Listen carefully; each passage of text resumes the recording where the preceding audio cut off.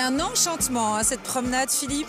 Ah, c'est super agréable et je tenais vraiment à t'amener ici parce que c'est en fait une ancienne ligne de chemin de fer qui a été réaffectée pour pouvoir passer en drésine.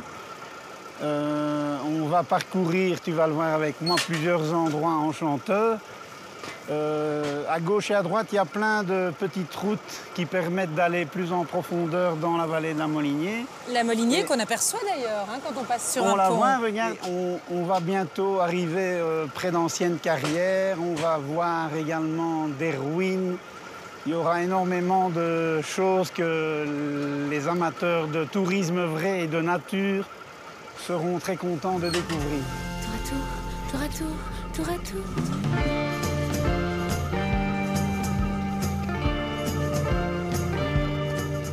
Mais c'est vrai qu'on avance à un rythme agréable, hein, ça permet de découvrir. C'est agréable, c'est pas du tout c'est pas du tout fatigant.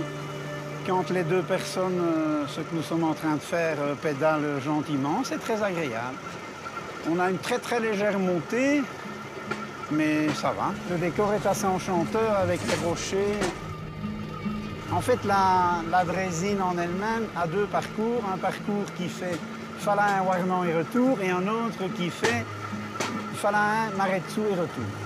Ah, on peut aller jusqu'à Maretsou, si on fait tout, ça fait 14 km. Ah oui, c'est ça. C'est pas mal quand même hein. assez long et ça permet de voir vraiment tous les coins de la Molinier. Et c'est surtout un loisir accessible à toute la famille parce que les adultes ou les ados peuvent pédaler, les plus petits enfants se mettent là, c'est très sûr, il y a des filets de sécurité. Moi, je mettrais les ados à la pédale et les parents aussi. Les parents hein. Ah bah oui, attends. Oui. Évidemment que je le ferais comme ça.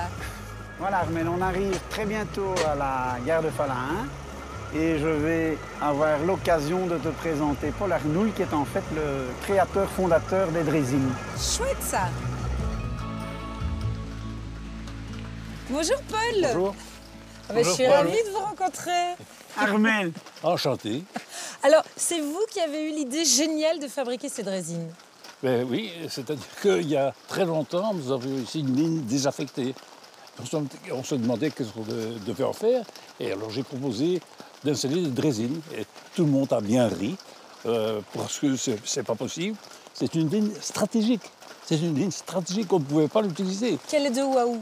La ligne partait de Gemelle et allait jusqu'à Tamines.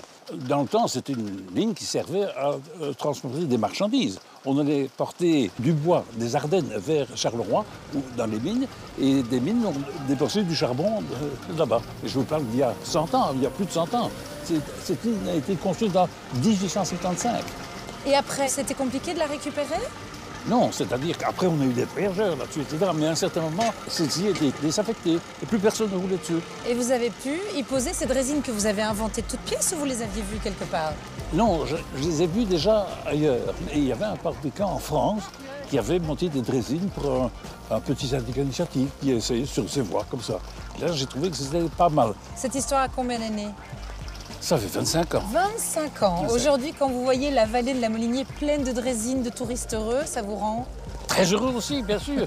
Mais il faut dire que ce sont les touristes qui sont heureux, parce que c'est une vallée formidable. Il faut venir, il faut découvrir tout ce qu'il y a à faire ici, dans cette vallée. Non, j'ai eu un petit aperçu, hein, Philippe. Elle est très très belle, mais on va prolonger notre balade. Qu'est-ce que t'en dis? Plaisir. On continue, mais merci Paul, merci infiniment. Moi j'y retourne hein, parce que j'adore ça, je Voilà. suis très fan. Hein. Au revoir Paul, merci.